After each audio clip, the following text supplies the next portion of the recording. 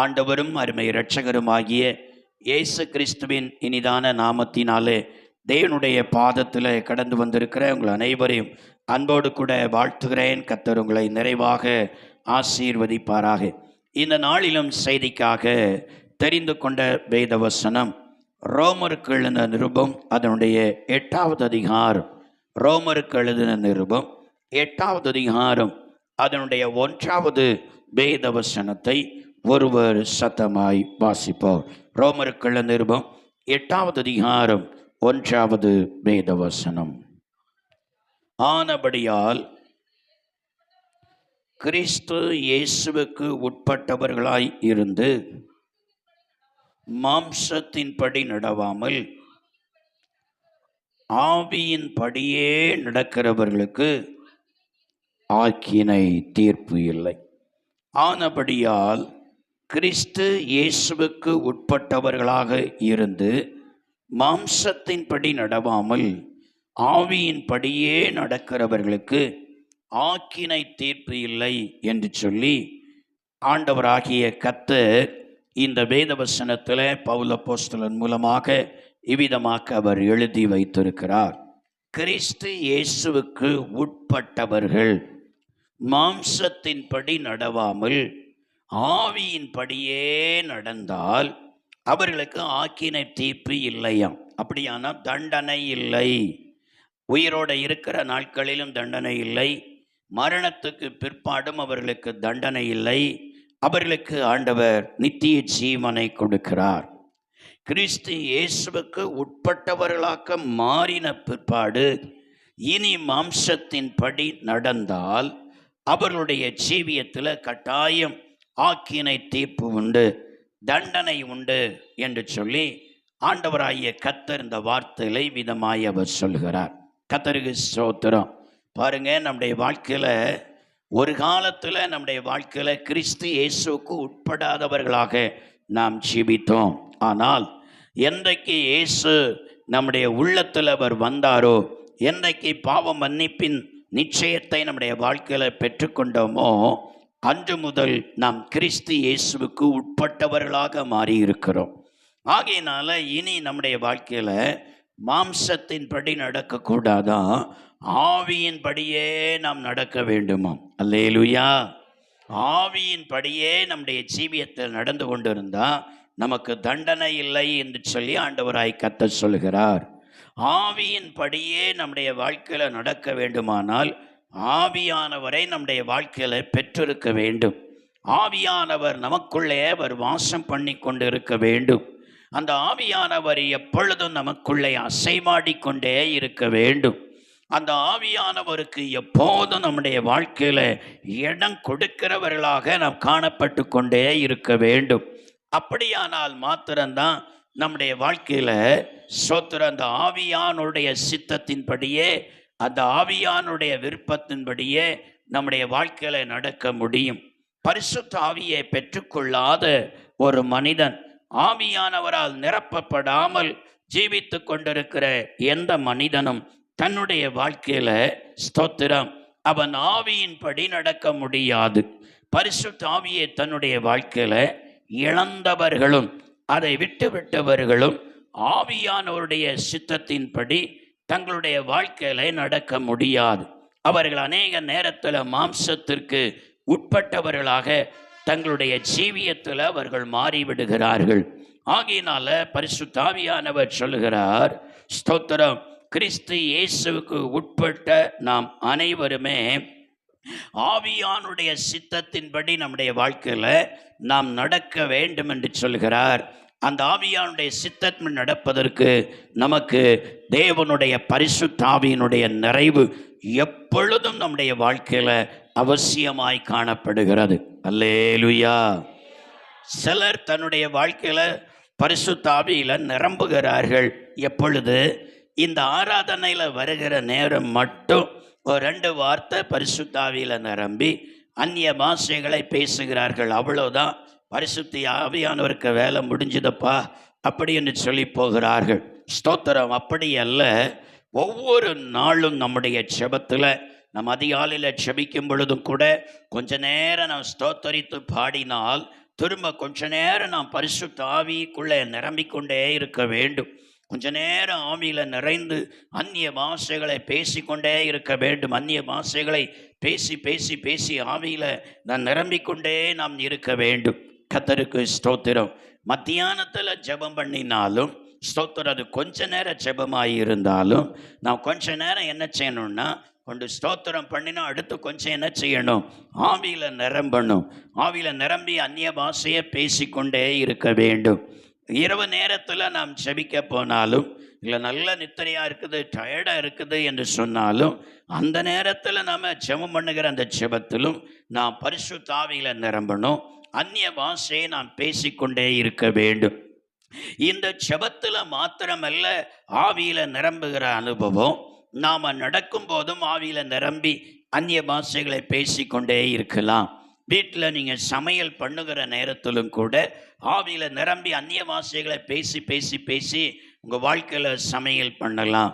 நடக்கும் பொழுதும் ஆவியில நிறைந்து அந்நிய பாஷைகளை பேசிக்கொண்டே நடக்கலாம். வாகனங்களில் பிரயாணம் பண்ணும் பொழுதும் ஆவியில நிறைந்த அந்நிய பாஷைகளை பேசிக்கொண்டே நடக்கலாம். என்ன வேலைகளை நாம் செய்து கொண்டிருந்தாலும் அந்த வேலை செய்ய செய்ய நம் ஆவியில நிறைந்த அந்நிய பாஷைகளை பேசிக்கொண்டே இருக்கலாம். இது எப்பொழுதும் ஆவியானவருக்குள்ளே நிறைந்திருக்கிற ஒரு அனுபவமாய் காணப்படுகிறது. இந்த அனுபவத்தை தான் கர்த்தர் நம்முடைய வாழ்க்கையில எதிர்பார்க்கிறார். ஏதோ கூட்டத்துக்கு வருகிற நேரம் மட்டும் 2 வார்த்தை நம் ஆவியில நிரம்பி அந்நிய பாஷை பேசுகிறவர்களாக அல்ல, நாம் எப்பொழுதும் ஆவியில நிறைந்த அந்நிய பாஷைகளை எப்போதும் பேசி கொண்டிருக்கிறவர்களாய் காணப்பட வேண்டும். அல்லேலூயா. நம்ம எப்பொழுதும் பேசி கொண்டிருந்தா நமக்குள்ளால அந்த அக்கினி எரிந்து கொண்டே இருக்கும். பைபிள் சொல்லுகிறதே, ஆவியில எப்படி இருங்கள், அனலாயிருங்கள் என்று சொல்லி எழுதியிருக்கிறது. ஆவியை அவித்து போடாதிருங்கள் என்று சொல்லி எழுதியிருக்கிறது. அவித்து போடுகிறவர்கள் யார்? தன்னுடைய ஜெப ஜீவியத்தில் இன்னைக்கு காலையிலேருந்து சாயங்காலம் வரைக்கும் ஆயும் ஒரு ஆள் ஆவியில நிரம்பலன்னு சொன்னால் அந்த நாள் முழுதும் அவர்களுக்குள்ள இருக்கிற பரிசுத்த ஆவியானவரை அவித்து கொண்டே இருக்கிறார்கள். அந்த ஆவியினுடைய அக்கினி அவிந்து கொண்டே இருக்கிறது. ஸ்தோத்திரம். வாரத்தில் ஒருக்க ஆராதனையில் வந்து 2 அந்நிய பாஷை பேசுகிறவர்களும் தங்களுடைய வாழ்க்கையில மீதமுள்ள அந்த வாரம் முழுவதிலும் தேவனுடைய பரிசுத்த ஆவியாகிய அக்கினியை அவிய பண்ணிக்கொண்டே இருக்கிறார்கள். கர்த்தருக்கு ஸ்தோத்திரம். நாம் எப்பொழுதும் அனலாய் இருக்க வேண்டும். எப்பொழுதும் நமக்குள்ள பரிசுத்த ஆவி அது கொழுந்து விட்டு எரிந்து கொண்டே இருக்கணும். அல்லேலூயா. எப்பொழுதும் அந்த பரிசுத்த ஆவி நமக்குள்ளால கொழுந்து விட்டு எரியணும்னா நாம் எப்பொழுதும் ஆவியில நிரம்பிக்கொண்டே இருக்கணும். அல்லேலூயா. என்ன செய்து கொண்டு இருந்தாலும் பரிசுத்த ஆவிக்குள்ளால நாம் அவருக்கு இடம் கொடுத்து நிரம்பிக் கொண்டு இருப்பதற்கு அதற்கு தடையே இல்லை. யாரும் உங்களை தடுக்க போறது இல்லை. கர்த்தருக்கு ஸ்தோத்திரம். நம்ம என்ன செய்து கொண்டு இருந்தாலும் பரிசுத்த ஆவியில நான் நிரம்பிக்கொண்டே இருக்கலாம். இந்த அனுபவம் மிக மேலான ஒரு அனுபவம். இவர்களுடைய வாழ்க்கையில ஸ்தோத்திரம், ஆக்கினை தீர்ப்பு இல்லை. அவர்கள் எப்பொழுதும் ஆவியில நிரம்புகிறபடினால ஆவியானவர் அவர்களை வழி நடத்துகிறார். அல்லேலூயா. ஆவியானவர்களை வழி நடத்துகிறதுனால அவர்கள் ஆக்கினை தீர்ப்புக்கு, தண்டனைக்கு தப்புவித்து தேவனுடைய சித்தத்தை இந்த பூமியில செய்து முடித்து அவர்கள் பரலோக ராஜ்யத்தில் வந்து சேருகிறார்கள். அல்லேலூயா. கர்த்தருக்கு ஸ்தோத்திரம். நாம் எப்பொழுதும் இந்த பரிசுத்த ஆவியினால நாம் நிரப்பப்பட்டு இருந்தா, பரிசுத்த ஆவியை பெற்றவர்கள் பெறாதவர்களும் பரிசுத்த ஆவியை பெற்று எப்போதும் இந்த பரிசுத்த ஆவியில நாம் நிரம்பிக்கொண்டே இருந்தா, அதனால நம்முடைய வாழ்க்கையில என்னென்ன நன்மைகளை இந்த பரிசுத்த ஆவியானவர் செய்கிறார் என்பதை வேகமாக சமயத்திற்கு தக்கபடி சில வார்த்தைகளை இந்த நாளில நாம் தியானிக்க போகிறோம். இந்த பரிசுத்த ஆவியில நாம் எப்பொழுதும் நிரம்பும் பொழுது நம்முடைய வாழ்க்கையில என்னென்ன நன்மைகளை பரிசுத்த ஆவியானவர் செய்கிறார், வேதம் என்ன சொல்லுகிறது? ரோமருக்கு நிருபம் அதனுடைய 8வது அதிகாரம், ரோமருக்கு நிருபம் அதனுடைய 8வது அதிகாரம் அதனுடைய 26, 27 வேத வசனங்களை ஒருவர் சத்தமாய் வாசிப்போம். ரோமருக்கு நிருபம் அதனுடைய 8வது அதிகாரம் 26, 27 ஒருவர் சத்தமாய் வாசிப்போம். அந்தபடியே ஆவியானவரும் நமது பலவீனங்களில் நமக்கு உதவி செய்கிறார். சரி, ஒன்றொன்றாய் நாம் பார்ப்போமே. ஆவியானவரும் அவர் என்ன செய்கிறாராம்? நமது பலவீனங்களிலே நமக்கு அவர் உதவி செய்கிறார். அல்லேலூயா, ஹல்லேலூயா. இந்த ஆவியானவர் என்னென்ன நன்மையை செய்கிறார் பாருங்க. அந்த பரிசுத்தாய ஒரு மனுஷன் பெற்றுக்கொண்டு அந்த பரிசுத்தாவியில எப்பொழுதும் நிரம்பிக்கொண்டே இருக்கிறதான ஒரு தெய்வ பிள்ளையாக இருந்தால் அந்த ஆவியானவர் என்னென்ன நன்மை செய்கிறார்? முதலாவது, அந்த மனுஷனுடைய பலவீனங்களில அந்த பரிசுத்தாவியானவர் உதவி செய்கிறாராம். அல்லேலூயா. பலவீனம் என்று சொன்னால் இரண்டு விதமான பலவீனம் இருக்கிறது. ஒன்று சரீர பலவீனம், இன்னொன்று ஆவிக்குரிய பலவீனம். பாருங்க, சரீர பலவீனம் சொன்னா சரீரத்துல வரக்கூடிய வியாதியாய் இருக்கிறது. சில நேரங்களில் நல்ல தலைவலியாக இருக்கும், ஸ்தோத்திரம், நல்ல தலைவலியாக இருக்கும். சில நேரங்களில் நல்ல வயிறு வலியாக இருக்கும். சில நேரங்களில் நல்ல காய்ச்சலாக இருக்கும். சில நேரங்களில் நல்ல கால் வலியாக இருக்கும், எங்கேயுமே நடக்க முடியாது. சில நேரங்களில் வேற ஏதாயிலும் பெரிய ஒரு பலவீனம் இருக்கும். சில நேரங்களில் சில விபத்துக்குள்ளால அகப்பட்டு அந்த பலவீனத்தில் காயம்பட்டவர்களாக நம்முடைய வாழ்க்கையில் எதுவும் செய்ய முடியாத நிலையில் காணப்படுகிறவர்களாக நாம் காணப்படுவோம். ஆனால் அந்த நேரத்தில் எல்லாம் நாம் ஏற்கனவே பரிசுத்தாயை பெற்று எப்பொழுதும் இந்த பரிசுத்தாவில நிரம்பி அந்நிய பாஷைகளை எப்போதும் நாம் பேசுகிற தெய்வ பிள்ளைகளாக இருந்தால் அந்த பலவீனத்தில் எல்லாம் நமக்கு உதவி செய்வார். அந்த பலவீனங்களில் நம்முடைய வாழ்க்கையில் என்னென்ன கடமைகள் உண்டோ, என்னென்ன காரியங்கள் நமக்கு செய்ய வேண்டியதுண்டோ, அந்த வேலைகளை எல்லாம், அந்த கடமைகளை எல்லாம் தடையில்லாமல் அந்த பலவீனத்தில் நமக்கு செய்வதற்கு அவர் நமக்கு உதவி செய்வார். அல்லேலூயா, அல்லேலூயா. தலைவலியா இருக்கு, எழும்பவே முடியல அப்படி என்று சொல்லுவீங்க. ஐயோ, இன்னைக்கு ஆராதனைக்கு போகணுமே, ஸ்தோத்திரம், எனக்கு எப்படியாவது ஆராதனைக்கு போகணுமே, தலைவலியா இருக்குதே, எழும்ப முடியலை என்று சொன்னா சரியாக அந்த நேரத்தில் அந்த பரிசுத்த ஆவியானவர் அந்த தலைவலிக்கு மத்தியிலே உங்களை தூக்கி விடுவார், எழும்பி வந்து அவர் ஆராதிக்க செய்வார். அல்லேலூயா, ஹல்லேலூயா. ஐயோ, நல்ல காய்ச்சலாக இருக்குது, எழும்ப முடியல, இன்னைக்கு எப்படி இந்த சமையலை பண்ணுவேன், புருஷன் வருவாரே, பிள்ளைகள் வருமே, மத்தியானம் சாப்பாடு ஆயத்தம் பண்ணணுமே, நான் என்ன செய்வேன் கலங்குவீங்க. ஆனால் நீங்கள் பரிசுத்த ஆவியில எப்போதும் நிரம்புகிற தெய்வ பிள்ளைகளாக இருந்தால் பாருங்க, அன்றைக்கு அந்த சமையல் வேலையில் ஆண்டவர் உங்களுக்கு பலன் தந்து உதவி செய்து மற்ற நாட்கள் செய்து முடிக்கிறத பார்க்கலாம். அன்றைக்கு அதை விட நேரமே அந்த சமையலை செய்து முடிப்பதற்கு பரிசுத்த ஆவியானவர் உங்களுக்கு உதவி செய்வார். அல்லேலூயா, அல்லேலூயா.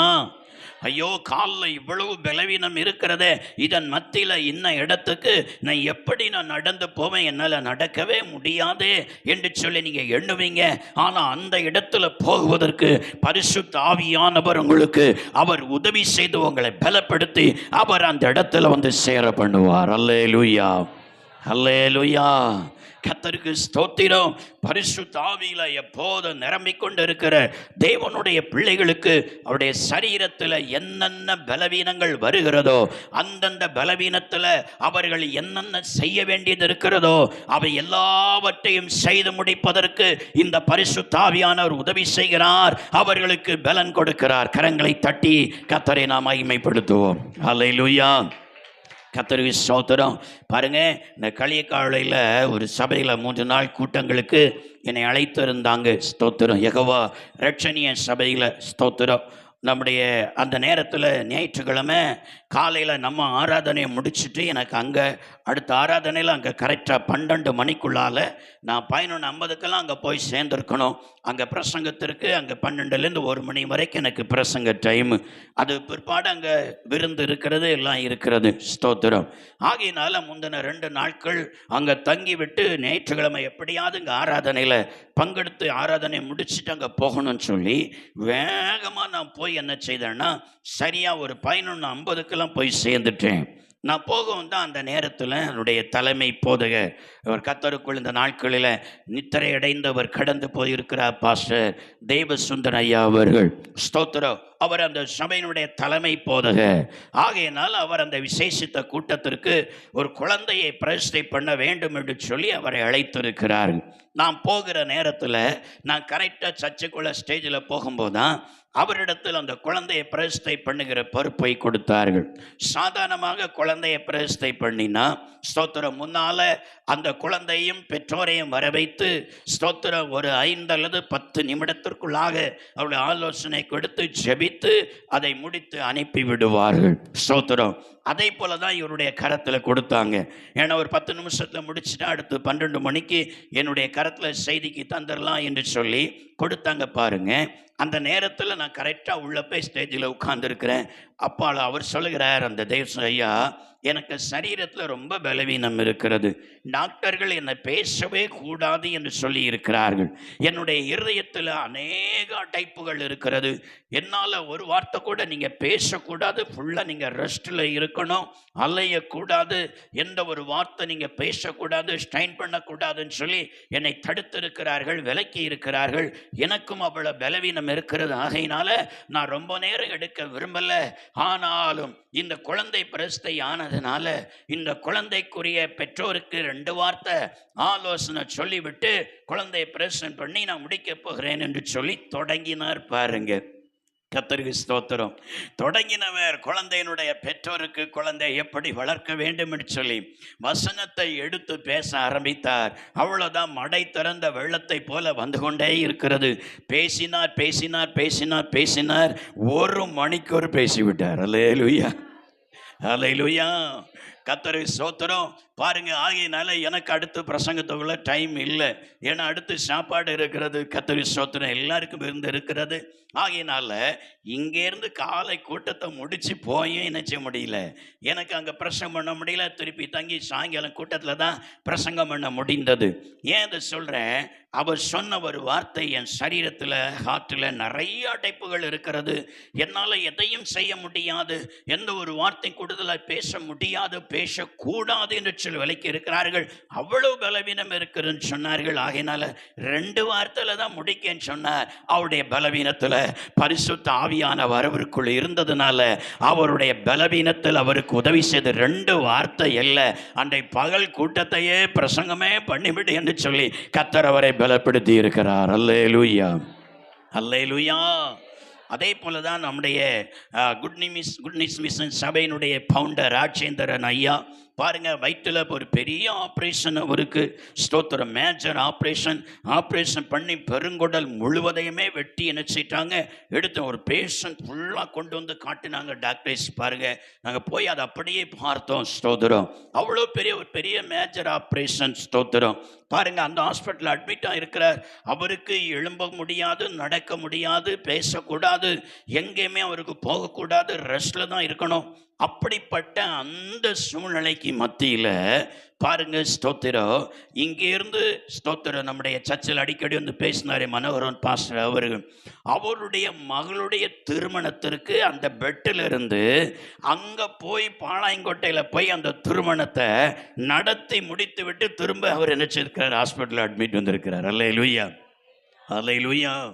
அதே போல தான் எங்கள் மலிஜாவுடைய ஸ்தோத்திர மூத்த மகளுடைய திருமணத்திற்கு ஐயா நீங்கள் நடத்தணும்னு சொன்ன வேளையில் அவர் சொன்னார், எனக்கு நடக்க முடியாது, அசைய முடியாது, பலவீனம் தான், ஆனாலும் பைசம் உன் மகளுக்கு திருமணத்தை கட்டாயம் நான் தான் வந்து நடத்துவேன்னு சொன்னார். அல்லேலூயா.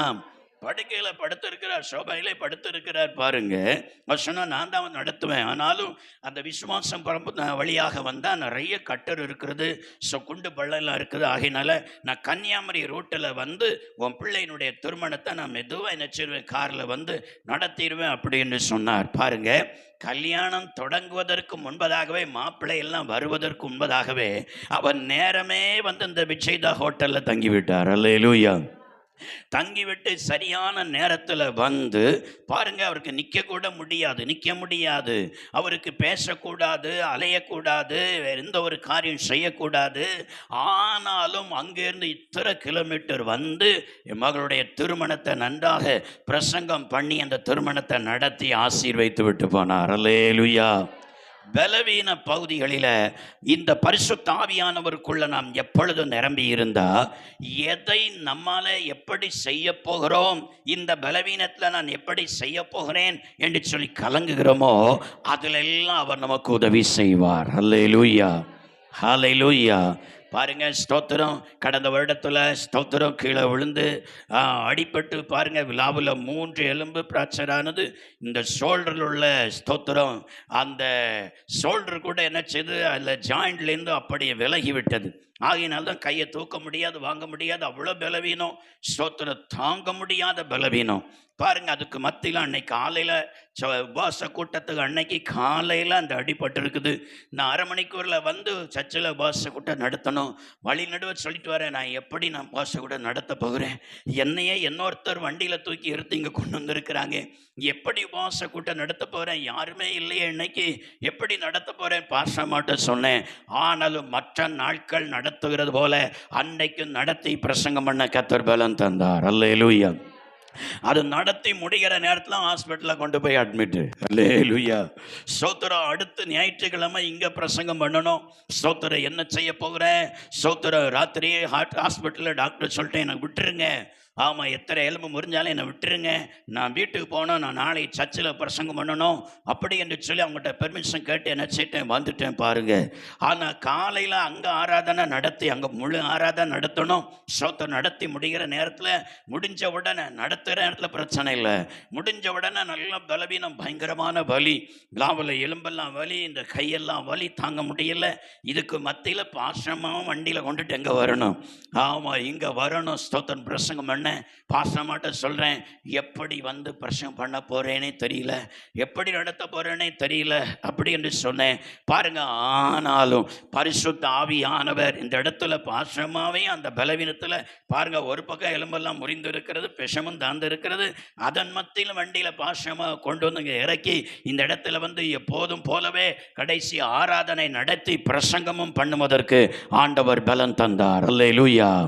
பரிசுத்த ஆவிக்குள்ளால நாம் எப்போதும் நிரம்பிக் கொண்டே இருக்கிற ஒரு தேவ பிள்ளையாய் இருந்தால், எந்தெந்த இடத்துல அதை செய்வதற்கு நான் என்ன செய்ய போகிறேன் என்று சொல்லி கலங்குகிறோமோ அந்த இடத்துல அதை செய்வதற்கு அவர் உதவி செய்கிறார், இந்த பரிசுத்த ஆவியானவர். கரங்களை தட்டி சத்தமாய் கர்த்தரை நாம் மகிமைப்படுத்துவோம். ஹல்லேலூயா, ஹல்லேலூயா. இந்த பரிசுத்த ஆவிக்குள்ள எப்போது நாம் நிரம்பி இருக்கிற நேரத்தில் அவர் நமக்கு பலம் தருகிறார். ஸ்தோத்திரம். அவர் பலம் தந்து அவருடைய காரியங்களையும் நம்முடைய காரியங்களும் செய்வதற்கு உதவி செய்கிறார். பவுல பாருங்க, எப்பொழுதும் அவர் பரிசுத்த ஆவியினால நிரம்பிக் கொண்டு இருக்கிற தேவ மனுஷன். கர்த்தருக்கு ஸ்தோத்திரம்.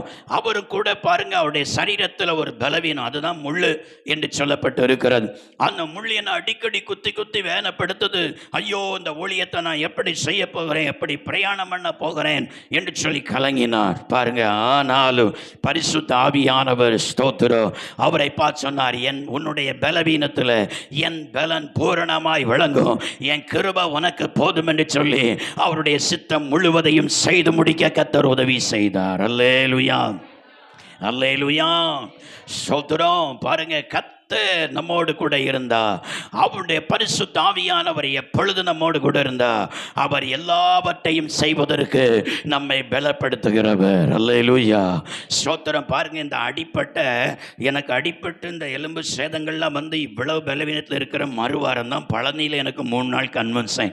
சோத்தருங்க சொல்லிட்டே இருக்கிற, ஐயோ ஆண்டவரே, நோட்டீஸ் வந்த அன்னைக்கு விழுந்த இந்த அளவு அடிபட்டாச்சு, அடுத்த வாரம் 3 நாள் கன்வென்ஷன், இங்கே இருந்து பழனி வரைக்கும் டிராவல் பண்ணணும், எப்படி ஸ்தோத்திரம், என்னுடைய வாழ்க்கையில் 3 நாள் இப்போ இரவும் பகலும் பிரசங்கம் பண்ண போகிறேன், படுக்க கூட முடியாது, தூங்க முடியாது, அவ்வளவு வலி, ஸ்தோத்திரம், என்ன பண்ண போகிறேன்னு சொன்னேன் பாருங்க. ஆனாலும் இங்கே இருந்து அங்கே டிராவல் பண்ண வச்சு 3 நாளும் இரவும் பகலும் நன்றாக பிரசங்கம் பண்ணி முடித்து வருவதற்கு பரிசுத்த ஆவியானவர் உதவி செய்தார். அல்லேலூயா. அல்லேலூயா. அவருடைய வார்த்தை ஒரு நாளும் அது பொய் சொல்லவே சொல்லாது. கர்த்தருக்கு ஸ்தோத்திரம். பரிசுத்த ஆவியானவர் நமக்குள்ளே இருப்பாரானா நாம் எப்பொழுதும் நாம் பெற்ற பரிசுத்த ஆவியில எப்பொழுதும் நிரம்பி நிரம்பி நிரம்பி எப்பொழுதும் அவரை விடாமல் அவரை அவித்து போடாமல் எப்பொழுதும் பரிசுத்த ஆவியிலேயே நாம் நிரம்பி அந்நிய பாஷைகளை எப்பொழுதும் பேசுகிறதான அவருக்கு இடம் கொடுத்து அவரோடு அந்நிய பாஷைகளை எப்போதும் பேசுகிற தெய்வ பிள்ளைகளாக இருந்தா நம்முடைய வாழ்க்கையில முடியாத நேரங்களில பலவீன நேரங்களிலெல்லாம் இந்த பரிசுத்த ஆவியானவர் நமக்கு உதவி செய்து நம்மை பலப்படுத்தி எல்லாவற்றையும் செய்து முடிக்க உதவி செய்கிறார். அல்லேலூயா. ஆகையினாலதான் அப்போஸ்தலனாகிய பவுல் சொல்கிறார், என்னை பலப்படுத்துகிற கிறிஸ்துவினாலே எல்லாவற்றையும் செய்ய எனக்கு பலன் உண்டு. அல்லேலூயா. இது என்னுடைய மாம்ச பலத்தினால் அல்ல, என்னுடைய சுய பலத்தினால் அல்ல, எனக்குள்ளே ஒரு ஆவியானவர் இருக்கிறார். அவர் பலத்தின் ஆவியானவர். எங்கெல்லாம் நான் பலவீனப்படுகிறேனோ நான் பலவீனப்படுகிற நேரத்தில் எல்லாம் என்னை பலப்படுத்தி எல்லாவற்றையும் செய்து முடிப்பதற்கு ஒரு ஆற்றல் உள்ளவர் எனக்குள்ளே இருக்கிறார் என்று சொல்கிறார். அல்லேலூயா. அல்லேலூயா. ஆகையினாலதான் எல்லாவற்றையும் செய்ய என்னை பலப்படுத்துகிற கிறிஸ்துவினாலே எல்லாவற்றையும் செய்ய எனக்கு பலன் உண்டு என்று சொல்லுகிறார். அல்லேலூயா. ஹல்லேலூயா. ஸ்தோத்திரம். அவர் சரீர பலவீனத்தில் நமக்கு அவர் உதவி செய்கிறார். அதே நேரத்தில் ஆவிக்குரிய பலவீனத்திலும் நமக்கு உதவி செய்கிறார். அல்லேலூயா. ஸ்தோத்திரம். பாருங்க, ஆவிக்குரிய பலவீனம் என்று சொன்னா என்ன? ஸ்தோத்திரம். சில நேரங்களில் ஜெபிக்கவே முடியாது. அல்லேலூயா. ஜெபிக்கவே முடியாது. அவ்வளவு தூரத்துக்கு சரீர பலவீனத்தில் என்ன செய்ய முடியாது? ஜெபிக்க முடியாது. கர்த்தருக்கு ஸ்தோத்திரம். ஆனால் ஜெபிக்க முடியாத அந்த நேரத்தில் பரிசுத்த ஆவியானவர் உங்களுக்குள்ள இருந்து விண்ணப்பம் பண்ணுவார். அல்லேலூயா. அல்லேலூயா. பாருங்க, என் வாழ்க்கையில் நான் அதை அனுபவப்பட்டேன். நான் ஒரு தடவை உங்கள்கிட்ட கூட நான் சொன்னேன். ஸ்தோத்திரம். ஐசி வார்டில் பாருங்க, ஹார்ட் ஸ்தோத்திரம் ஆஞ்சியோ ப்ளஸ் பண்ணி கொண்டு வந்து அதில் கடத்திருக்கிறாங்க. ஸ்தோத்திரம். இன்னும் எனக்குள்ளால அந்த மயக்கம் கூட சரியாக தெளியலை. அப்படியே நான் கிடக்கிறேன். நான் ஜெபிக்க வேண்டிய நேரம் வருகிறது. பாருங்க, நான் ஜெபிக்கலை, நான் அப்படியே படுத்து கிடக்கிறேன். எனக்குள்ளே இருந்து அப்படியே ஒருவர் ஜெபம் பண்ணி கொண்டே இருக்கிறார். அல்லேலூயா. நான் சாதாரணமாக அந்த நாளில் யார் யாருக்காக என்னென்ன காரியங்களுக்கெல்லாம் நான் ஜெபிப்பேனோ எனக்குள்ள இருந்து சத்தமாக ஜெப சத்தம் கேட்டுக்கிட்டே இருக்குது. என் வாயை பார்க்க நான் முழிச்சிட்டேன். அந்த நேரத்தில் வாய் அப்படிதான் இருக்கு, நான் ஜெபிக்கல, ஆனால் உள்ள இருந்து ஜெப சத்தம் எனக்குள்ளால கேட்டுக்கிட்டே இருக்குது. அல்லேலூயா. நான் ஜெபிக்க வேண்டிய காரியமெல்லாம் என் உள்ளத்திலிருந்து ஜெபம் அப்படியே பண்ணி கொண்டு இருக்குது. யார்? அதுதான் பரிசுத்த ஆவியானவர். அவர் நமக்காக வேண்டுதல் செய்கிறவர். அல்லேலூயா. ஹல்லேலூயா. சில நேரங்களில் ஆவிக்குரிய பலவீனம் என்று சொல்லும் பொழுது சில நேரங்களில் நான் மாம்சம்தான், மாம்சத்தில் இருக்கிறதுனால சரீரத்தில் இருக்கிறதுனால நாம் எல்லாம் ஆவியில் இல்லை, ஆவியாக தெரியல. ஆகினால் மாம்சத்தில் இருக்கிறதுனால சில நேரங்களில் சில உலகத்திற்குரிய இச்சைகள் தூண்டும். பாருங்க, உலகத்திற்குரிய அசுத்தங்கள் சில நேரத்தில் தூண்டும். பாருங்க, அந்த தூண்டுகிற நேரத்தில் கூட இந்த பரிசுத்த ஆவியானவர் அந்த ஆவிக்குரிய பலவீனத்தில் நாம் விழுந்து விடாதபடிக்கு, நாம் பலவீனமடைந்து அந்த காரியத்தில் நாம் விழுந்து விடாதபடிக்கு அந்த நேரத்திலும் நமக்கு உதவி செய்து கர்த்தர் நம்மை அதிலிருந்து விடுவிக்கிறார், நம்மை தூக்கி விடுகிறார், தப்புவிக்கிறார். அல்லேலூயா. ஹல்லேலூயா. ஸ்தோத்திரம். அப்ப பரிசுத்த ஆவியை ஒரு தேவனுடைய பிள்ளை தன்னுடைய வாழ்க்கையில பெற்று எப்பொழுதும் பரிசுத்த ஆவிக்குள்ளேயே நிரம்பிக் கொண்டிருந்தா, எப்பொழுதும் ஆவியில நிரம்பி அந்நிய பாஷை பேசிக்கொண்டே இருந்தா, கர்த்தர் அந்த தேவ பிள்ளையினுடைய வாழ்க்கையில எந்த அளவுக்கு சரீர பலவீனத்தில் உதவி செய்கிறார், ஆவிக்குரிய பலவீனத்திலும் கர்த்தர் அவர்களுக்கு உதவி செய்து கர்த்தர் அவர்களை பலப்படுத்தி கொண்டே இருக்கிறார். கரங்களை தட்டி சத்தமாய் கர்த்தரை நாம் மகிமைப்படுத்துவோமா? ஹல்லேலூயா. ஹல்லேலூயா. ஊற்றிடுமே வந்த நல்ல ஆவியை, நிரப்பிடுமே வந்த நல்ல கிருபையா, ஊற்றிடுமே வந்த நல்ல ஆவியை, நிரப்பிடுமே வந்த நல்ல கிருபையா, பெந்தைக்கோஸ்தே நாளின் பெருவிழாவை போல ஊற்ற வேண்டும் அந்த ஆவியா, பெந்தை கோஸ்தை நாளின் பெருவிழாவை போல ஊற்ற வேண்டும் முந்தன் ஆவியா. எல்லார் கரங்களை தட்டி ஊற்றிடுமே முந்தன் நல்ல ஆவியே, நிரப்பிடுமே முந்தன் நல்ல கிருபையாம். பெந்தை கோஸ்தை நாளின் பெருவிழாவை போல ஊற்ற வேண்டும் முந்தன் ஆவியா. பெந்தை கோஸ்தை நாளின் பெருவிழாவை போல ஊற்ற வேண்டும் முந்தன் ஆவியா. அக்கினிமயமான நாவுகள் நீங்கள் மேலே வந்திடம் வேண்டுமே. அக்கினிமயமான நாவுகள் நீங்கள் மேலே வந்திடம் வேண்டுமே. அந்நிய பாஷை பேசி ஆவியின் வரங்களாம் என்றும் எழும்பி ஜொலிக்க வேண்டுமே. அந்நிய பாஷை பேசி ஆவியின் வரங்களாம் என்றும் எழும்பி ஜொலிக்க வேண்டுமே. ஊற்றிடுமே வந்து நல்ல ஆவி. எல்லார் கரங்களை தட்டி கிருபையா. ஊற்றிடுமே வந்த நல்ல ஆவியே, நிரப்பிடுமே வந்த நல்ல கிருபையா. பெந்தை கோஸ்தை நாளின் பெருவிழாவை போல ஊற்ற வேண்டும் வந்த ஆவியா.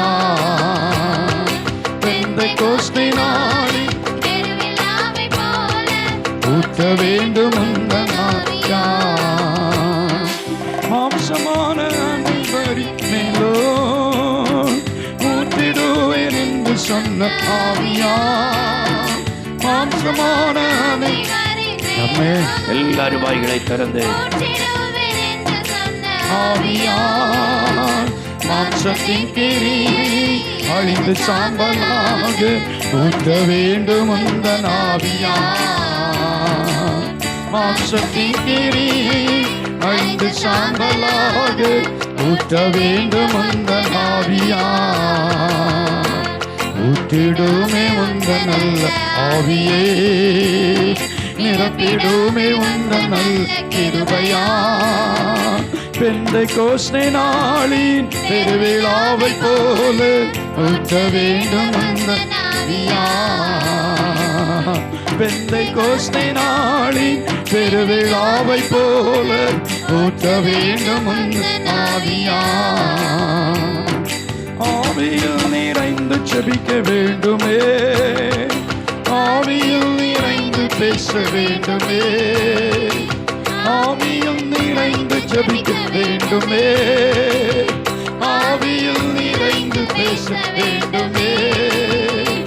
ஆவியில் நிறைந்து பாடி துதித்து இயேசுவின் பாதத்திலே நிற்க வேண்டுமே. ஆவியில் நிறைந்து பாடி துதித்து இயேசுவின் பாதத்திலே நிற்க வேண்டுமே. ஊற்றிடுமே உந்த நல்ல ஆவியே, நிரப்பிடுமே உந்த நல்ல கிருபையா. ஊற்றிடுமே உந்த நல்ல ஆவியே, நிரப்பிடுமே உந்த நல்ல கிருபையா. பெந்தை கோஸ்தை நாளின் பெருவிழாவை போல ஊற்ற வேண்டும் அந்த ஆவியா. பெந்தை கோஸ்தை நாளின் பெருவிழாவை போல ஊற்ற வேண்டும் அந்த ஆவியா. பெந்தை கோஸ்தை நாளின் பெருவிழாவை போல ஊற்ற வேண்டும் அந்த ஆவியா. ஹல்லேலூயா, ஹல்லேலூயா. ஸ்தோத்திரம். பரிசுத்த ஆவியானவர் நமக்குள்ளே இருப்பாரானால் நாம் எப்பொழுதும் அந்த பரிசுத்த ஆவியில நாம் நிரம்புகிற தேவனுடைய பிள்ளைகளாய் காணப்பட்டால் அவர் நம்முடைய பலவீனங்களிலே அவர் நமக்கு உதவி செய்கிறவராய் காணப்படுகிறார். அல்லேலூயா. ஆவியை மழை போலே ஊற்றும்